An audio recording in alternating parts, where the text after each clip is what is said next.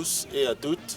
Aujourd'hui, j'ai le grand honneur et le plaisir de partager avec vous quelques souvenirs uniques vécus aux côtés d'une personne exceptionnelle, Florence Dély. En fait, entre 2018 et 2024, j'ai eu la chance de séjourner 3 fois à l'Université de Genève, invité par Florence. Officiellement, c'était pour faire de la recherche scientifique et c'est ce que nous avons fait parce que nous avons travaillé dur. 3 séjours de 6 mois, on a eu de longues heures à discuter de nos manips, autour des résultats et autour des articles. Et au terme, une dizaine de publications. Mais l'autre vérité, c'est que avec Florence, la vie débordait le cadre du laboratoire. Ces 3 séjours n'ont pas seulement été marqués par la recherche. Les expériences avec Florence ont largement dépassé le cadre académique et derrière la brillante chercheuse qu'est Florence, j'ai découvert une complice de randonnée, que ce soit en campagne ou en montagne, une organisatrice des rencontres, genre apéro.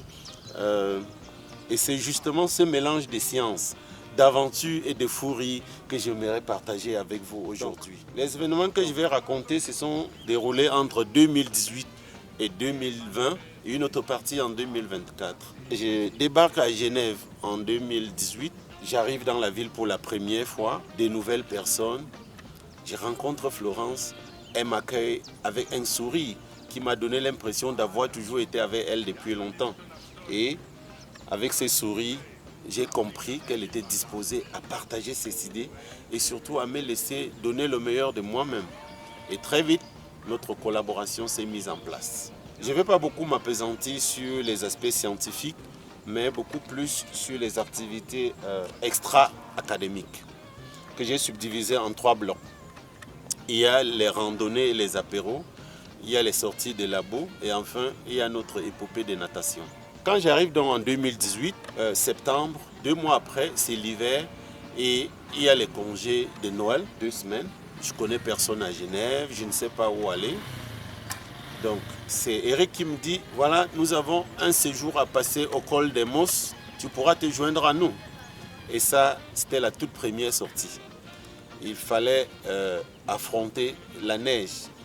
Et puis, ce qui m'a intéressé avec Florence au col des Mosses, c'est que c'est les équipements que vous voyez sur les photos, c'est elle qui les a apprêtés. Tout ce que vous voyez sur moi, les lunettes et tout ce qui est là, c'est elle. Et je ne savais même pas que chaque fois que j'arriverai à Genève, c'est les mêmes équipements que je porterai. Et je suis sûr qu'à l'instant où je vous parle, elle les a dans son placard quelque part à la maison. Elle peut témoigner, elle est présente. Après le col des Mosses, on a eu également une sortie à la Pointe d'Andé, une randonnée nocturne. Et au cours de cette randonnée, Florence a été toujours souriante et on était fatigués, on avait des pauses. Elle savait bien comment transformer chaque fatigue en un éclat de rire qui nous propulsait vers le sommet. Et on y est arrivé. Vous pouvez voir sur les photos la statue de la Vierge Marie qui indique le sommet de la Pointe d'Andé. Il y a un apéro qui a été organisé à la fin et c'était très convivial. Une autre sortie mémorable est celle que nous avons passée au chalet de Florence à Champagny. Premier jour, nous sommes allés à la rencontre de la nature et là, c'était pas simplement une marche, c'était une contemplation. C'était une évasion totale dans un parc botanique où j'ai eu l'impression d'avoir vu tous les genres de fleurs de ma vie.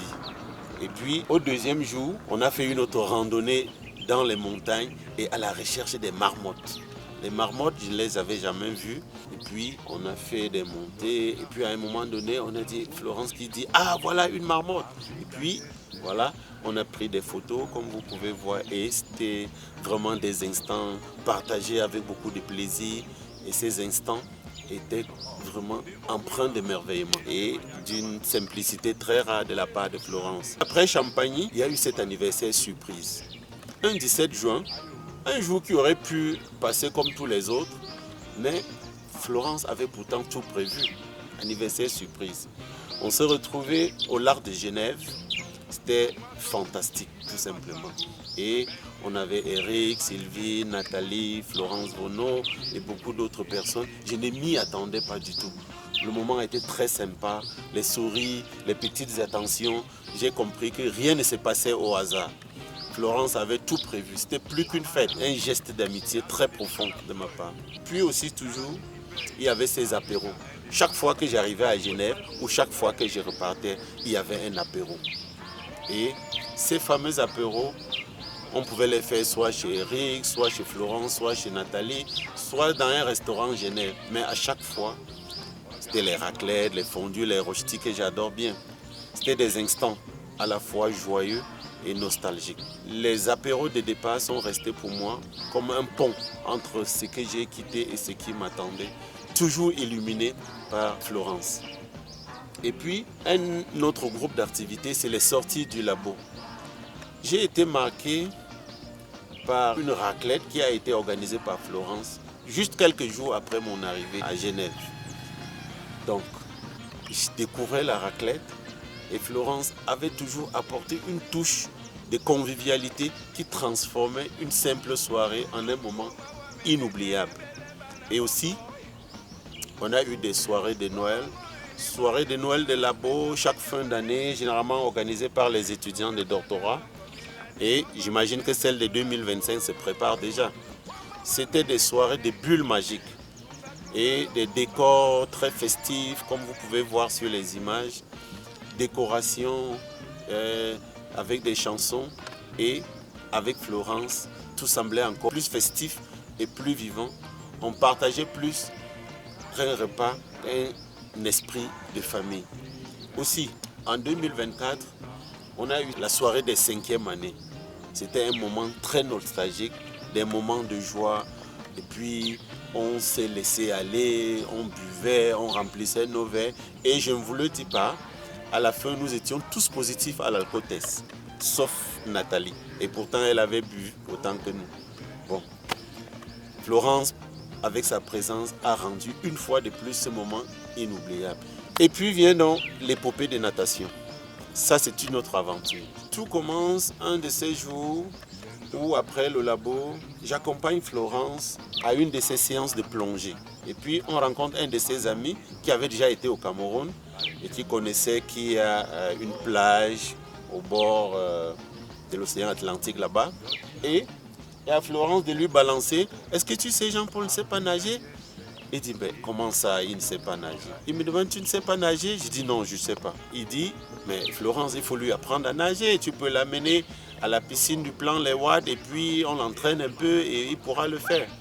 Du coup, Florence m'a promis de contacter les membres de son club pour leur avis si je pouvais joindre le groupe. Puis, la semaine qui suivait, c'était fait. Je devais commencer au plan Les Wad, je devais commencer ces cours avec Florence comme coach.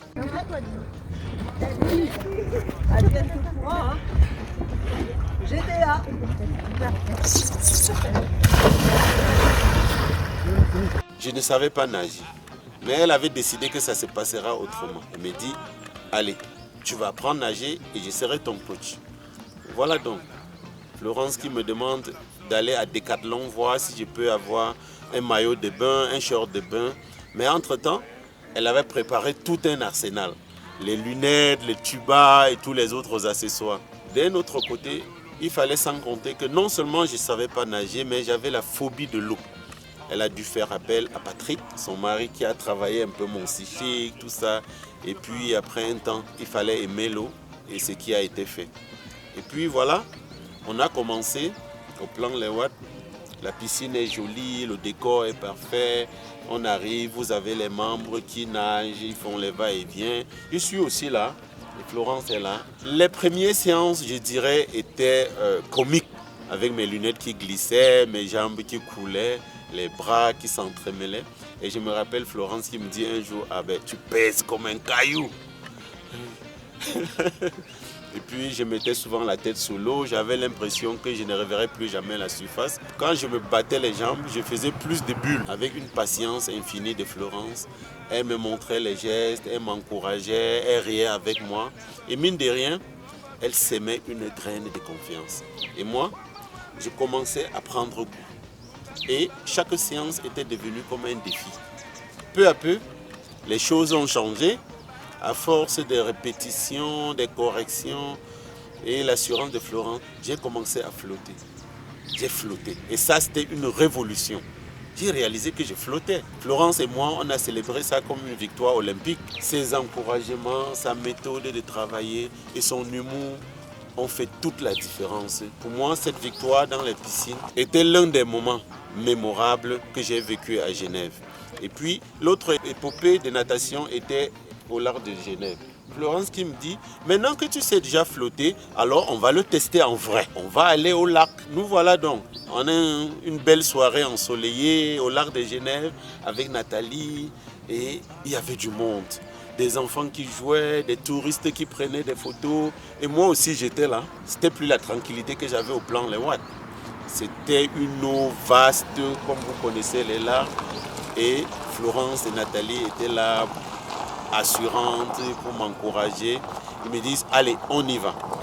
On s'est jeté dans l'eau et comme vous pouvez voir sur les photos, c'était une expérience fantastique.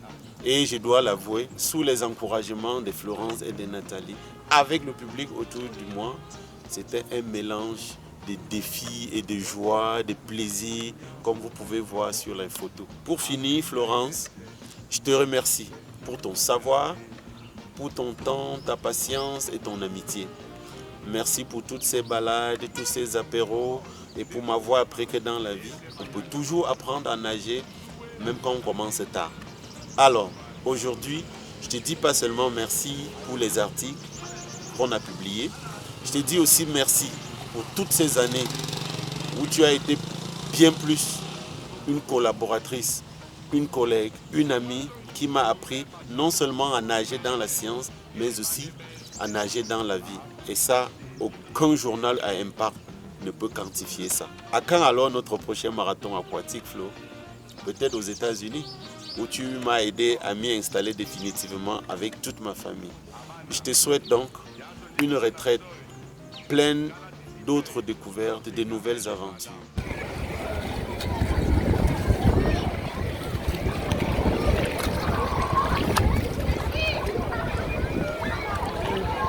C'est pas facile. On a toute la table, la douce avec